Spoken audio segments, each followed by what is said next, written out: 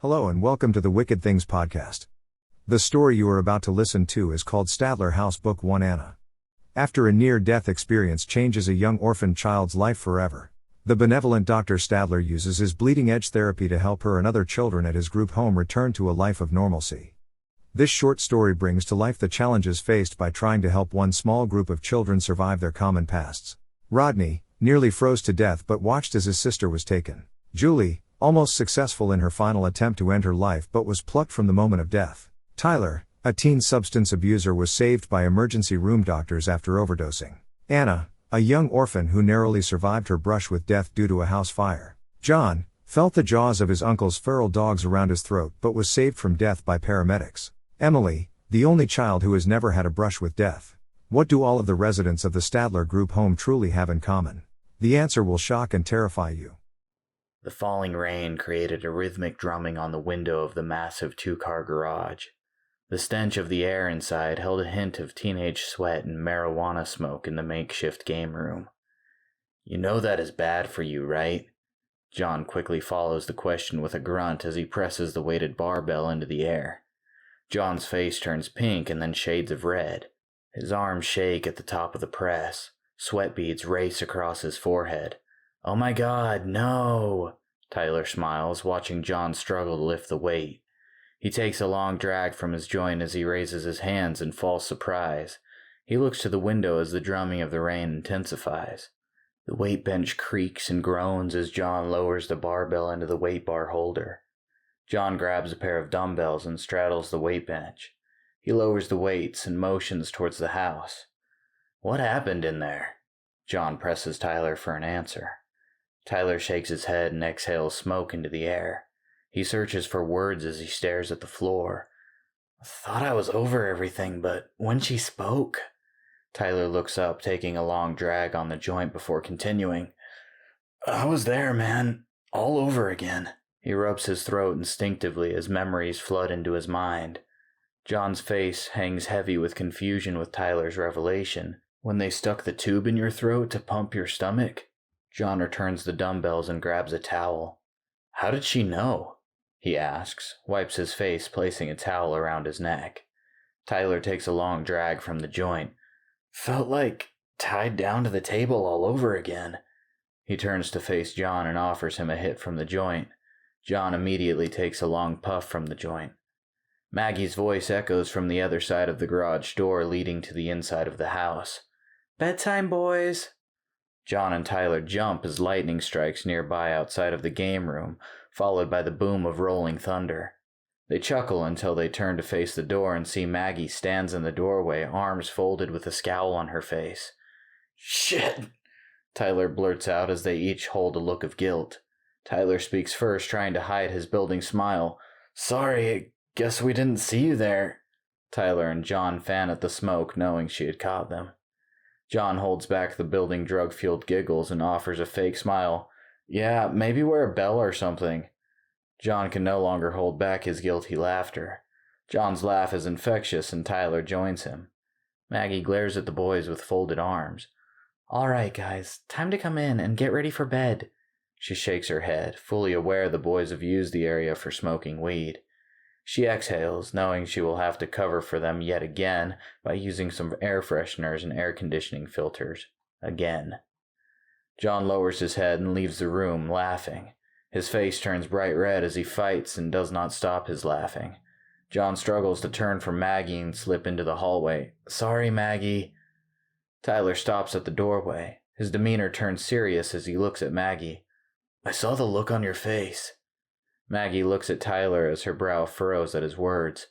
"Tyler, the others listen to you. You need to stop the gossip now." Tyler studies her expression. "I know you saw something." Maggie turns to leave, upset. "Make sure you're in bed by midnight." Tyler nods in understanding. "Thanks." Maggie leaves the room. "Midnight." Tyler closes the door and gestures at the billiard table. Tyler gets spooked as thunder booms nearby and a flash of lightning illuminates the darkest parts of the game room. Tyler pulls a small baggie of green from his pants and tries to roll another joint. He closes his eyes and steadies his shaking hands. "Get it together." The rain intensifies outside, causing the garage doors to rattle violently. The noise would be unbearable without the added insulation to help drown out the noise from both outside and the game room. The brilliant flash of another bolt of lightning reveals a small figure near the door to the house. Anna glares at Tyler with a look of pure malice held firm in her expression. A demonic smirk twists at the corner of her mouth. She seems to glide silently across the room until she arrives opposite Tyler at the pool table. Tyler stands next to the old billiards table, racking the balls as the joint dangles from the edge of his lip. He straightens his posture and takes a long drag from the joint. Tyler gasps at the unexpected sight of his young tormentor, standing at arm's length from him at the billiard table. "What are you doing in here?" he asks Anna directly. Crack! He hits the billiard cue ball dead on, causing it to race across the table, impacting hard against the racked balls. "You still mad, bro?"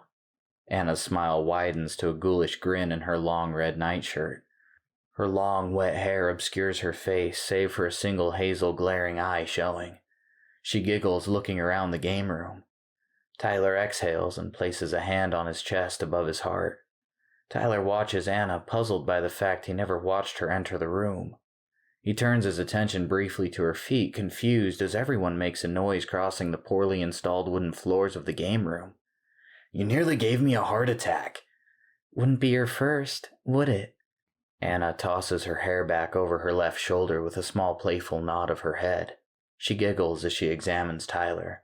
Anna thumbs the protective cap off the medical syringe held stealthily, fully out of sight behind her back. "You little bitch!" Tyler drops his pull stick and lunges for the young girl. Tyler stops, feet from her as terror fills his face. Tyler presses for an answer from his tormentor. Long white streaks race through Anna's hair. Her skin grows pale and the flesh tightens into an undead pallor claiming her image. "Would you prefer for us to come back later?" She gestures to the wall near the doorway and growls the words. "Oh wait, that's why we're here now." Tyler's attention goes to the walls as two human-looking shadows race around the room along the surface of the walls. Tyler gestures to the dark figures on the walls. His eyes follow the shadows as they stop above Anna on the ceiling, resembling two oily patches. "What the hell?" The shadow figures drop from the walls, landing behind Anna with an audible thump. Anna's eyes become two black, soulless voids. The color of Anna's dress bleeds away, revealing a burial shroud. "It's a game room, so we're here to play." Tyler steps away, bumping into the pool table with trembling hands. He pushes away from the billiard table and runs to the wall opposite Anna. "What are you?" he begs the demonic child. "Don't change the subject," Anna says, wagging her finger. The radio signal goes to static as she passes by. She turns to Tyler. The shadow figures blur across the room, placing themselves between Tyler and the exit. Tyler glances around the room, seeking an exit. "Dr. Stadler, Maggie, anybody, please help me!" He sees the window and rushes towards it. A shadowy figure runs on all four limbs like a large dog, stopping in front of the window and utters a demonic growl. Anna stalks Tyler across the room. She tilts her head from side to side, her neck pops and cracks loudly. She pauses and offers a demonic smile. "You cheated death before, but we're here not to collect the debt owed." Tyler turns in time to see the other shadow come from behind him, growling. He backs away from the growling shadows. "What are you talking about?" Tyler sidesteps the shadow creature and runs for the door. Anna motions for the shadows to get him before he can reach the door. Anna follows behind the shadows as they race towards Tyler. "You can run, but you'll just die tired," Anna chuckles. Tyler clenches his fist and takes a fighting posture. The two shadow creatures barrel into Tyler, sending all three into the wall behind him, feet from the door. Tyler struggles with all his might against the shadow creatures. Anna studies Tyler in amusement. "No one gets away twice." Anna struts in front of him and reveals the medical syringe. She licks the needle with closed eyes and shudders in anticipation. Tyler, in a very unheroic moment of surrender, releases the contents of his bladder as he pleads, "Help me!" Tyler and Anna look down at the slowly growing pool of warm yellow. Their eyes meet as Tyler weeps. Anna extends her arm, silencing him with a single finger pressed against his lips. Hush. Using the medical syringe, Anna withdraws thick black fluid from beneath her tongue. Tyler's eyes fill with terror, but unable to summon further words. She pulls out the syringe, sending a spray of the oily black bile onto Tyler. Before Tyler can force his body to evade it, Anna drives the syringe deep into Tyler's chest. Tyler gasps and looks at his chest and sees the syringe. He watches as the syringe empties its contents into him. His body tries to fight the fluid, resulting in violent seizures throughout his body. Tyler gasps in a raspy voice, "Someone, please, help!" His eyes become glassy as his legs lose strength and he collapses onto the floor. Anna's image slowly reverts to the small, unassuming child. "Okay, love ya, bye." Anna smiles as she skips away from Tyler towards the door. Rather than open the door, she flows through it. The shadow creatures vanish as a bolt of lightning strikes nearby, rattling the garage doors as the pressure wave of the thunder reaches the doors. This has been the Wicked Things podcast presentation of Stadler House Book 1 Anna. Thank you for listening. And come back real soon.